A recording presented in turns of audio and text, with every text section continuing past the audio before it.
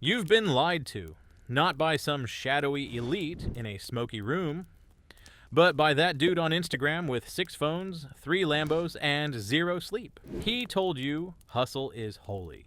That 16-hour days and 4 hours of sleep are the cost of success. That burnout is a badge of honor. Let's be honest. If hustle culture actually worked, wouldn't more people be free by now? Instead, most of them just look tired and slightly dead inside. Hustle isn't freedom.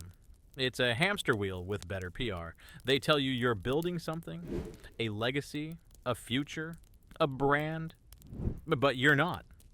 You're building anxiety and carpal tunnel.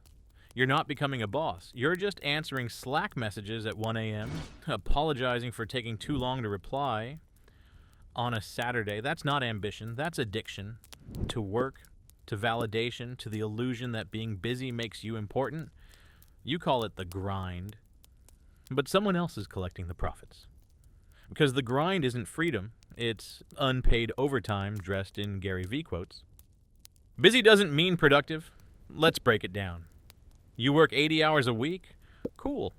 But how many of those hours are just noise? Meetings that should have been emails? Emails that should have been nothing? Tasks designed to impress a manager who doesn't know what you do anyway? You're not working hard. You're just caught in corporate cosplay. And the worst part? You think you're winning. Because your calendar is full.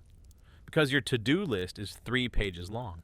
But all you're really doing is staying just busy enough to avoid thinking. Thinking about how the game is rigged, and how you've been tricked into mistaking movement for momentum. Welcome to the invisible economy, where working hard is just a polite way of saying easily replaceable. Hustle sold you a fantasy. Remember the promise? Hustle now. Rest later. Grind for 5 years. Retire at 35.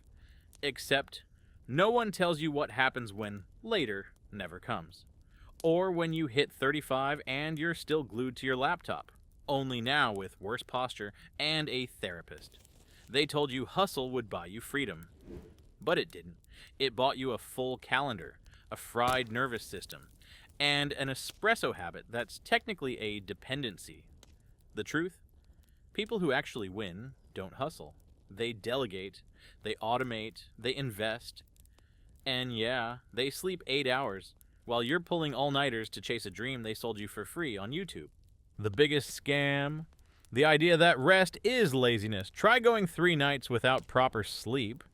Watch your brain turn into mashed potatoes. Forget words, misread signals, snap at people, make bad decisions. Now stretch that out over 5 years. Congratulations, you've achieved grind set. Hustle culture teaches you to wear exhaustion like a badge, to brag about how busy you are, how little you sleep, how you haven't taken a holiday in 3 years. That's not discipline. That's denial.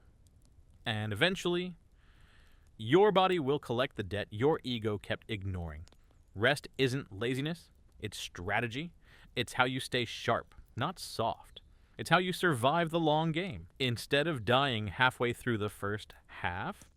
So here's a wild thought. Maybe the goal isn't to work harder. Maybe it's to need to work less. Because if you're still chasing freedom by burning yourself out, you're not escaping the system, you're fueling it. You've been playing by the rules. The rules were never for you.